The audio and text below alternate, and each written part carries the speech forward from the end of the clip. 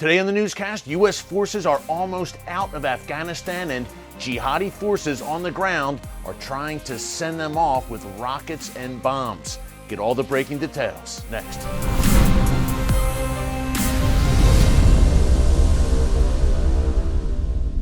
Hey folks, Erick Stakelbeck here. Welcome to the Watchman Newscast. The disastrous U.S. withdrawal from Afghanistan is nearly complete, but jihadi forces on the ground, in particular ISIS-K, which is the Afghan offshoot of ISIS, are trying to ensure that the image presented to the world is of the United States running with its tail between its legs from Afghanistan. To that end, just this morning, ISIS-K launched 6 rockets at Kabul airport. Now, thankfully, U.S. missile defense system there, the CRAM system, reportedly intercepted 5 of these rockets. The Pentagon says 1 rocket did get through and strike Kabul airport. No damages, no casualties, no deaths, thankfully.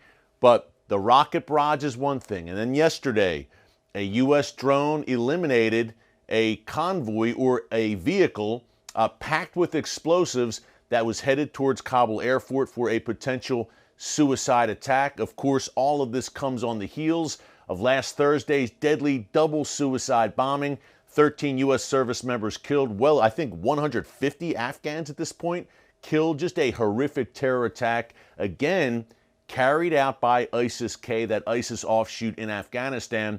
And then we had the U.S. in response on Friday night, a few nights ago, eliminating what they described as, the Pentagon described as, 2 ISIS planners. Now, were they involved in the attack that went down last Thursday, the deadly attack, or were they planning future attacks? That's the big question. Are the perpetrators, the main plotters behind last Thursday's attack, still at large? That is an open question. But again, potential attacks thwarted over the past few days. The planners killed Friday night. The vehicle packed with explosives taken out yesterday, and of course the rockets today. But again, the tail between its legs imagery, and not the U.S. military, folks. Let me make that very clear. It is the U.S. government, the decision makers in Washington, D.C. right now, that are creating this image with their chaotic, disastrous decisions. The brave fighting men and women of the U.S. military are ready to go. They're ready to engage the Taliban, ISIS, Al-Qaeda. They are ready, if needed, to conduct search and rescue missions inside Kabul, leave the airport to evacuate Americans and our Afghan allies who have worked with us over the past 20 years, who literally put their necks on the line to defy the Taliban and work with the U.S. Now their lives are at risk. And as tomorrow comes rapidly, August 31st, it's here, who will be left behind? Are there still a few hundred Americans left behind? Thousands of Afghans who worked with us? And could the number be higher than that, by the way? Look, when we talk about the people who still have not been evacuated, U.S. citizens and Afghan allies, are we talking in particular about just Kabul? Afghanistan's a big country. There may be people in far-flung places who are also stranded, U.S. citizens in other parts of the country who have not been able to get to the airport because of these Taliban checkpoints and terror threats by the likes of ISIS. Remember, there's only one way out right now by air, and that's Kabul airport. Bagram Air Base closed down prematurely and disastrously by the Biden White House.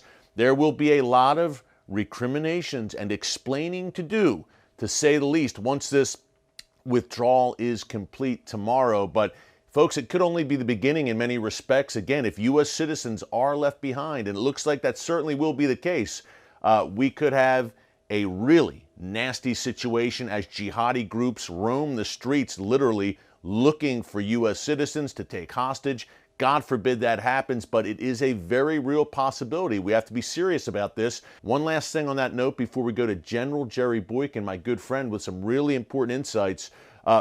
General Kenneth McKenzie, who is now the leader of U.S. Central Command. You may remember him from last week. We mentioned how he was essentially praising our Taliban partners, quote unquote. That's where we've come to.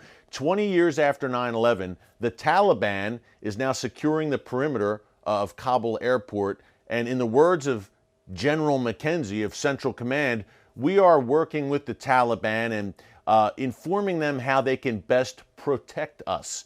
His word, protect us. So we have a U.S. general saying the Taliban is protecting us. Not only that, also sharing that the U.S. is sharing sensitive information, I assume it's sensitive, and intel with the Taliban, because we apparently trust the Taliban to help facilitate the safe passage of U.S. citizens and our Afghan allies to the airport. And now we have reports that McKenzie, in talking to the leader of the Taliban, Mullah Baradar said, look, we'll give you control of Kabul until you leave, and then we'll move in. Apparently, McKenzie said, and brace yourself, McKenzie said, no, you can control Kabul. We just need to control the airport. You can have the rest of the city. This really happened, according to credible reports in several outlets that are emerging. The Pentagon has not denied this yet. McKenzie apparently said, again, the leader of U.S. Central Command told the Taliban, you can have Kabul, we just need the airport. Just give us the airport, you can secure it, you can have the rest of the city. A world turned upside down, I would say, is the best way to describe it. That's one sort of leadership, if you can call it that. And then there's another sort, and that's General Jerry Boykin, who is one of the founding members of Delta Force. He has served everywhere from Vietnam. He was on the ground for Black Hawk Down in Somalia. He helped lead the attempted rescue of hostages, U.S. hostages in Iran in 1980. And he's been involved in many engagements in hotspots around the world. He's also a strong Christian, a great guy, the vice president of the Family Research Council in D.C. He joined me recently for a great special we did for TBN called Crises in Afghanistan and Haiti. And we got deep into what's going on right now in Afghanistan. General Boykin had some very important points to make about the consequences of the U.S. withdrawal. Again, this withdrawal may be completed by tomorrow, but the repercussions will last far after it is done. Take a look. Again, you've served in hotspots and conflicts around the world. From Vietnam, many people have compared this to the withdrawal from Saigon in 1975. You were on the ground for Black Hawk Down in Somalia, the attempt to rescue U.S. hostages from Iran in 1980. Does this debacle that we're seeing right now have echoes for you of those previous foreign policy disasters? Yeah, absolutely. I'm going to tell you something. This is the most humiliating and heartbreaking period of my life, and I really mean that. And I see my country going down the tubes. I see my country's reputation being just evaporating. I see us being looked upon as being totally unreliable and not knowing what we're doing and giving away the precious assets of this nation. And that's not just our minerals, our fortunes. You know, we're talking about we have squandered the lives of our young men and women when we do the kind of stuff that we're doing right now. Our allies will never trust us again. We cannot rebuild this trust. Yeah, our allies, that's one part of it, General. What are our adversaries thinking right now? I think of China, Russia, Iran. They have to be feeling pretty good about themselves right now, and they see the U.S. in decline. Eric, if the Chinese don't take Taiwan in the next 2 years, I will be very surprised.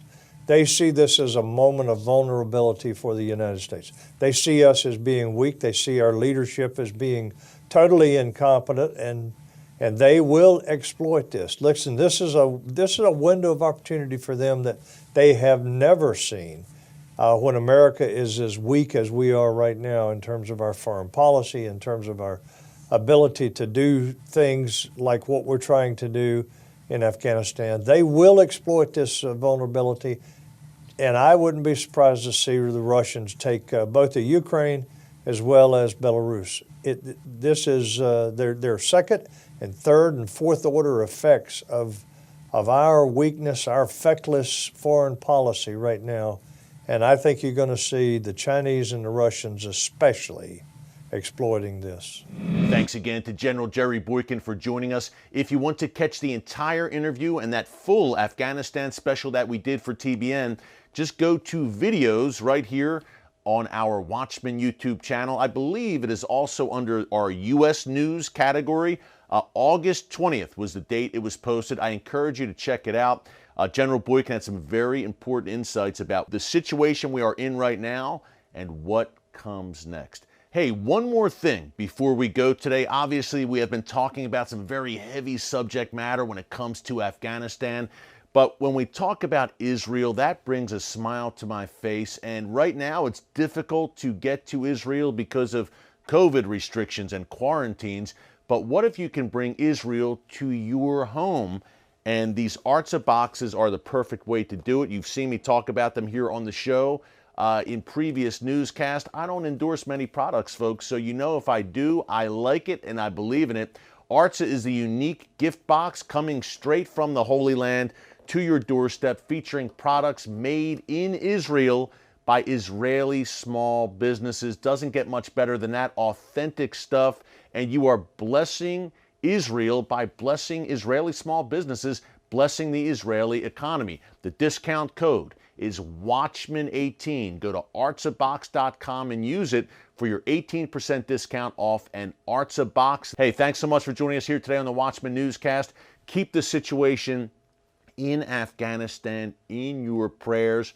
Prayer works. Pray without ceasing and pray with purpose as this whole situation unfolds. Until tomorrow, God bless you. And remember, never hold your peace. Hey everyone, thanks for checking out the Watchman Newscast. If you enjoyed this episode and want to see more, make sure you go ahead and hit the like button, click subscribe, and tap the bell icon to turn on notifications for new Watchman Newscast episodes every weekday.